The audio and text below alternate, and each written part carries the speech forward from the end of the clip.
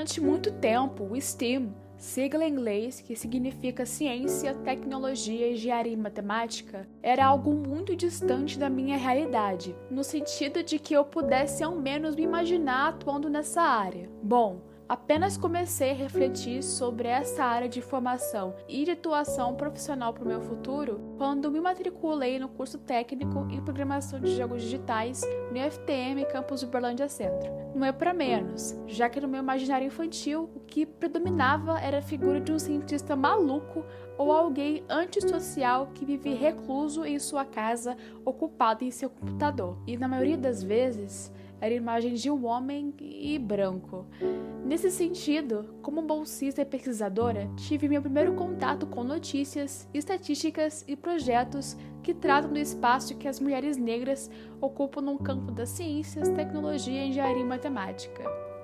Como resultados preliminares, temos minhas narrativas pessoais que mostram vários aspectos da minha vida e como eles de alguma forma influenciam na minha formação profissional. Uma das minhas narrativas mostram que eu me encontro em um espaço de formação profissional que existem poucas, se não inexistentes, referências de mulheres negras que trabalham na área de tecnologia ou ciência. Por isso, comecei a revirar a internet em busca de mulheres negras que atuam nas ciências ou tecnologias. E através das minhas pesquisas, eu conheci a física e professora Catemari Rosa. Ela também tem projetos para a inclusão de mulheres nas ciências e tem uma vertente racial bem forte também. Por isso, senti que poderia aprender muito com ela e resolvi entrar em contato e tive a oportunidade incrível de ter um bate-papo que foi transmitido pelo YouTube. E uma de suas falas que mais me chamou a atenção foi: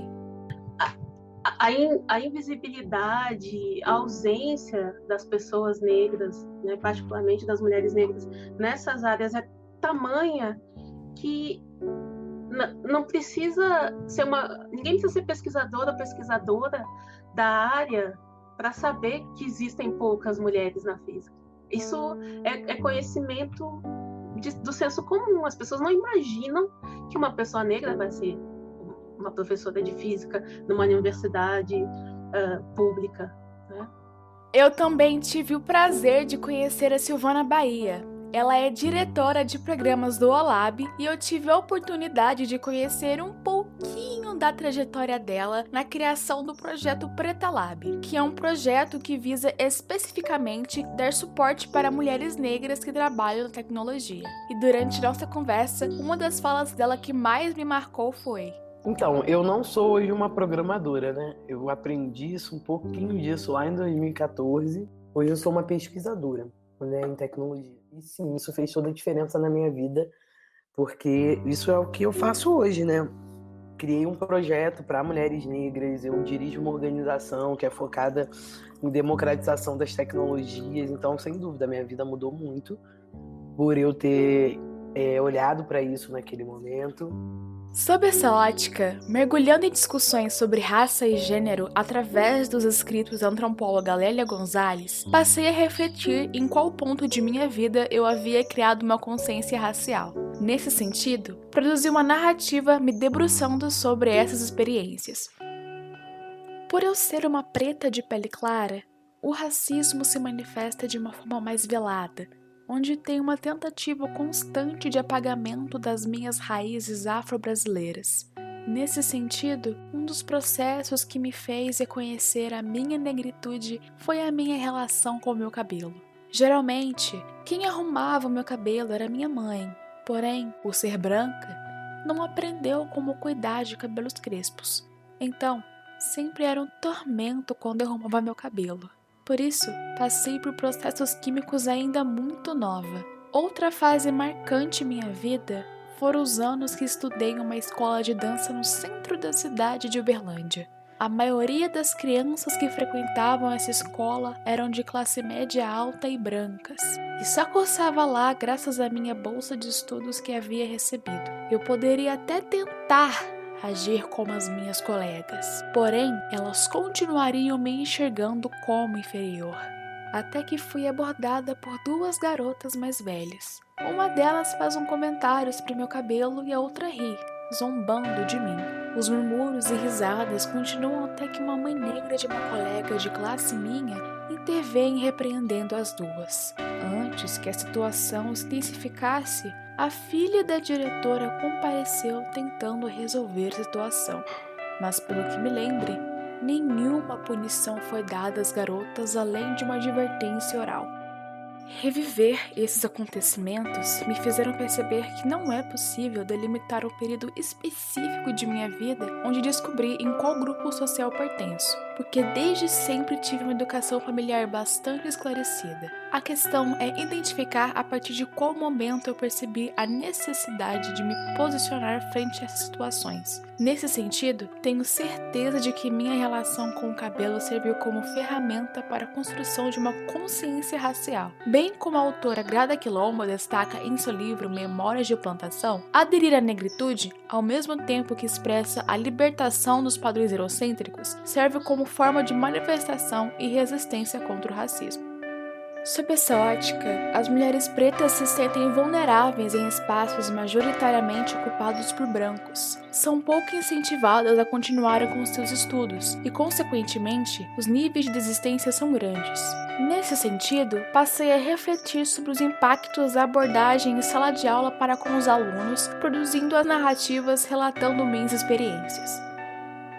Neste mês foi apresentada ao efeito Pigmalion, um fenômeno em que a performance é proporcional às expectativas depositadas sobre alguém. Sob essa ótica, essa teoria pode ser claramente percebida no ambiente escolar, onde o professor deve deixar o aluno confortável e confiante em relação à sua capacidade de aprender algo, logo resultando em um bom rendimento dos estudantes. Ampliando para o contexto de curso técnico, isso se torna mais importante, pois as garotas precisam de mais incentivos em relação aos garotos, tendo em vista a construção social que implanta no inconsciente a ideia de que garotas não pertencem a áreas relacionadas ao STEM. Sendo assim, tomo como exemplo um acontecimento dos primeiros dias de aula. Uma professora do campus havia entrado na sala vestindo uma camisa escrito Sororidade em negrito. Pediu que os estudantes formassem uma roda e depois direcionou uma pergunta especificamente aos meninos. O que é sororidade? Fiquei decepcionada, porém não surpresa, ao ver apenas um menino levantando sua mão para responder. Entretanto, mais tarde me dei conta da importância desta abordagem da professora, pois levantou uma discussão entre os estudantes que dificilmente seria tratada com um professor homem cis. Devo destacar a sensibilidade de uma das professoras que no primeiro dia de aula discursou brevemente, encorajando as meninas intimidadas pela programação. Devo dizer que eu era uma delas, se dispondo a ajudar em horários fora das aulas. E esta paciência me fez cogitar cursar na Faculdade Ciências da Computação, um curso que anos atrás estaria fora do meu radar. A partir de minhas narrativas sobre educação e a importância de um ambiente escolar propício para o desenvolvimento profissional de garotas, mergulhei nas reflexões do livro Women and Gaming the Sims in 21st Century Learning. Esse livro fala como os jogos podem contribuir para o sistema educacional e a inclusão de mulheres nas tecnologias. Na verdade, a escola tenta padronizar seus estudantes, colocando eles em caixinhas e despreparando eles de um mercado que exige constante inovação. Em trechos do livro, os autores ressaltam que essa inovação é resultado apenas de muito tempo de prática e aperfeiçoamento, uma coisa que só pode ser fomentada pela persistência e paixão pelo trabalho. Logo, conclui-se que são necessários incentivos, como a organização social Tech Save Girls Club, Preta Lab, que transformam vidas de garotas. Documentando a etapa inicial da minha formação profissional, além de fomentar um debate necessário sobre racismo e sexismo, permite analisarmos isso no contexto das ciências e tecnologias, nos atentando com a carência de diversidade nessas áreas. Por outro lado, as limitações deste estudo, por enquanto, estão em torno do nível de pesquisa a ser conduzido por uma bolsista de ensino médio e a necessidade de aprofundamento do referencial teórico. Ademais, entendemos que deste trabalho há possíveis desdobramentos para futuras pesquisas.